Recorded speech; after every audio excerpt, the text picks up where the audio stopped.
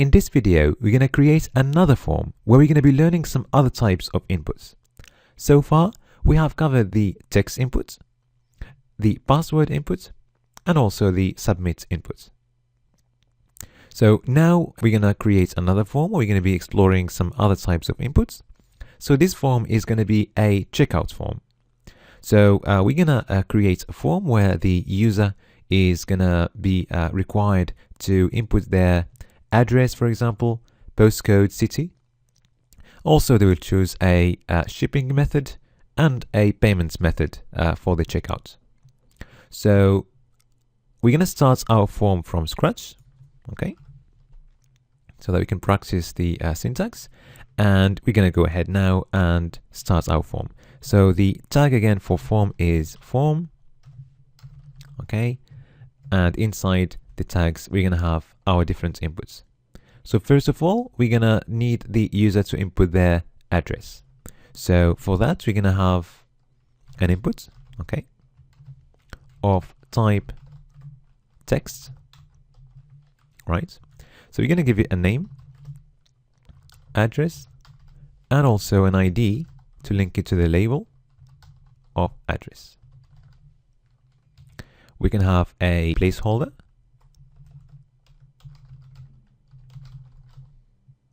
okay,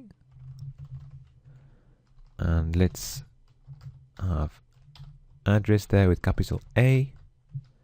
All right, and also we're going to add a size to the box of 30 pixels, and also we can limit the maximum number of characters that the user is allowed to put there to 100, for example. So here is our address input. So now we're going to add a label to it, okay, exactly the same way you have done before. So we just need a label before the inputs, okay, using the label tags. Let's write some text inside the label tags. We're going to write address. And to link it to our input, we're going to use the for attributes, and we're going to use the ID we have used for address, which is this one. Okay. Okay, now we're going to add another input. It's going to be the postcode. So the syntax is going to be the same. We're going to have a label and an input. So I'm just going to copy paste what we have done so far for the address, and I'm just going to change everything to postcode.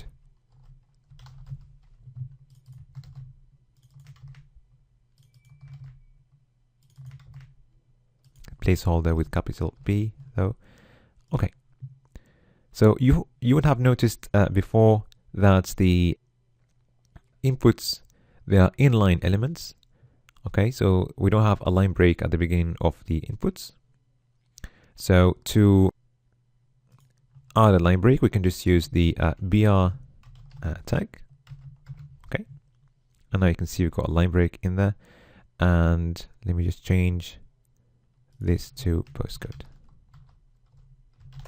Okay, so now we've got the address and we've got the postcode. Now we're going to add another one. So let's have a line break first, and let's add the city. Okay, so it's going to be also a text input, and we're going to change everything to city. Capital C for the label, and name is city, ID is city, placeholder is city with capital C, and that's it. Okay, so we've got the address, postcode, and city. Okay, now we want the user to be able to choose their shipping method. Okay, we're going to have 3 shipping methods, very similar to the Amazon checkout options. So we're going to have the free super saver shipping, the 2-day shipping, and the 1-day shipping. So to do that, we're going to create a drop-down menu for this. So first of all, let's have a line break. Okay. And now the drop-down menu has got a special syntax. We're going to use the select tag. Okay, so to create drop-down menus, we use the select tag. So inside the select tags, we're going to have what we call options. All right. So first, let's give our select a name. Let's call it shipping. Okay, and also let's give it an ID, shipping. All right. So the options, we're going to create them using the option tag. Pretty straightforward. Okay. So you're going to have 3 options, and each option is going to have a value. Okay. So first of all, we're going to write some text inside the option tags. So the first option is going to be free Super Saver shipping. Okay. So the text between the option tags is what the user can see. Okay. But we need to give our option a value attribute, which is going to be passed on to the PHP code. Okay, we're going to cover this later on in the PHP chapter. So, and this value, the user can't see. So that's how you refer to this option inside our code. And you can name it anything you want. Okay, and I'm just going to name it free, the same thing. So it's free Super Saver shipping. Okay. So when you submit the form, if you select this option, for example, okay, the select input is going to be passed on to the PHP code with a value of free Super Saver shipping, which corresponds to this one. Okay, so we're going to have another couple of options. I'm just going to copy paste this. So the second one is going to be 2-day shipping. I'm just going to change the value to that. 2-day shipping. Okay. And let's change the text as well. And the last one is going to be 1-day shipping. Okay. There we go. So now you can see that we've got our drop down menu. Okay, and let's just refresh the page so that we can see it. Okay, so you can see that we've got 3 options there, and you can select any of them. Okay, using the menu. All right, so that's how the select element works, or the drop down menu works. Okay, now we're gonna add another input. So this time we want the user to choose their payment method. Okay, but before we do that, I'm just going to add a paragraph before the drop down menu. Okay, so we don't need the line break now for this because we're going to have a paragraph, and inside our paragraph we can write choose your shipping method. Okay. All right. Now let's add another paragraph. Okay, and this time it's going to be choose your payment method. Okay.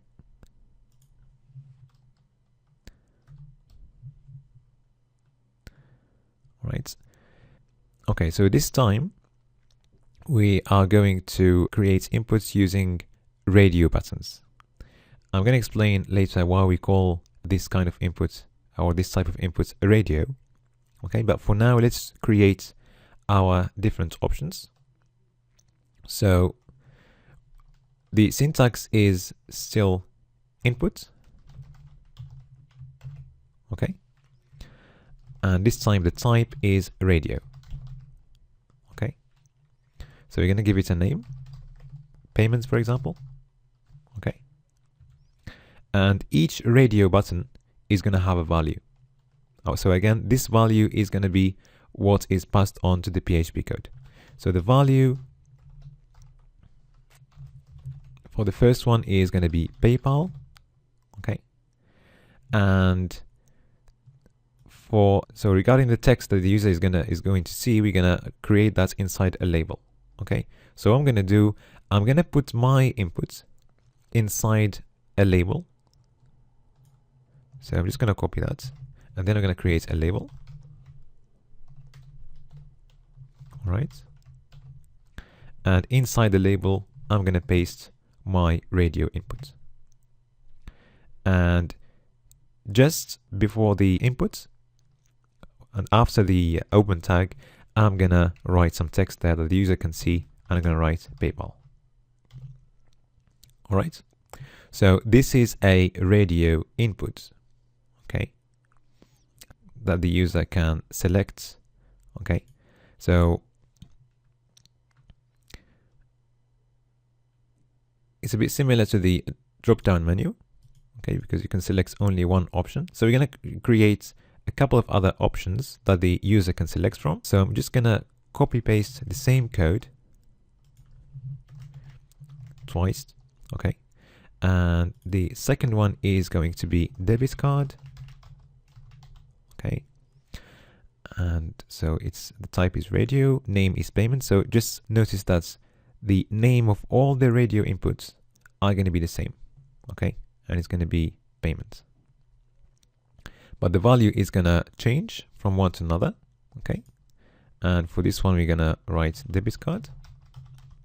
And for the last one, we're going to have credit card. And the value is going to be credit card. Okay. All right. So now we've got different inputs. We've got the address. We've got the shipping method, payments method. Now let's add another input type. It's going to be to allow the user to add some comments. Okay. And this time we're going to use the text area input. So the syntax is pretty easy. So first of all, let's have line break. Okay, and let's use the text area tag to create a text area. Okay, so this is what we call a text area, and you can write some text in there. Okay. So we can add some attributes to our text area. So for example, we can choose the number of rows, and we can set that to 4 rows. We can also set the number of columns to 40, for example. Okay, and you can see the size is changing. Also, we can give it a, okay, let's give it a name. Okay, and let's call it comments, and an ID as well. Okay, to link it to the label. Let's call it comments. Now we're going to create a label. So it's going to be just before the text area. Okay, and let's write some text inside the label, comments, and let's give it a 4 attributes and link it to the ID of our text area. All right. Okay, so now we've got our comments there. Let's create another one. So let's give the user, let's allow them to tell us whether they want to be signed up for our email updates. Okay, and also we're going to ask them if they want to save their payments details to make it easier for them if they want to pay another time. So this time we're going to use another type of inputs. Before we do that, let's add a line break.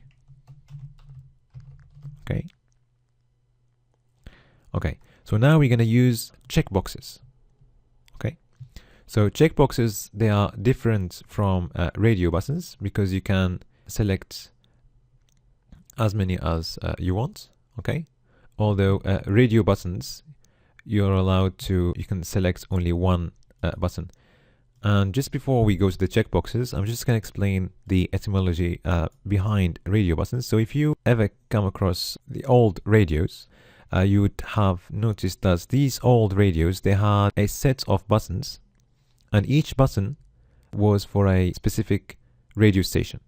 And if you pushed one of the buttons, all the other buttons, they were pushed out. And you can see that it's the same thing for radio buttons, because once you select one button, all the other buttons are pushed out. All right. So that's how we use the radio name. Okay, so now let's go to checkboxes. So the first one is going to allow the user to tell us whether they want to be signed up for email updates. So the syntax is input, okay, with a type checkbox. All right. And we can place this inside the label, okay, so that we can show some text for the user. All right, and right after the open tag, we can write our text there. So I'm just going to write sign me up for email updates. All right. Let's have a line break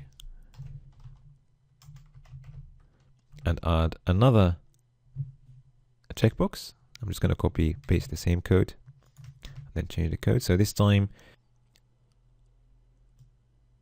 we're gonna write securely save my payment details.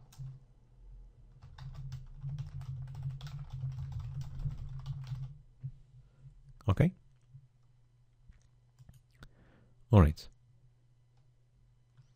So we're gonna add some more attributes to the input. So this one is a.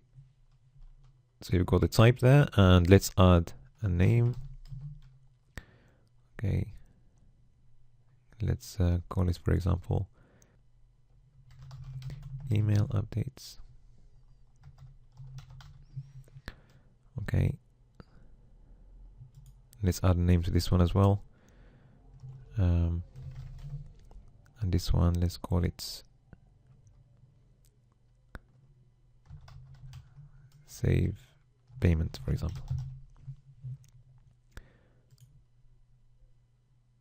And now you can see that the checkboxes, we can check them or uncheck them. Okay, so by default they are unchecked, but you can control that using the checked attribute. Okay, so if I add that to the first one, for example, and I said checked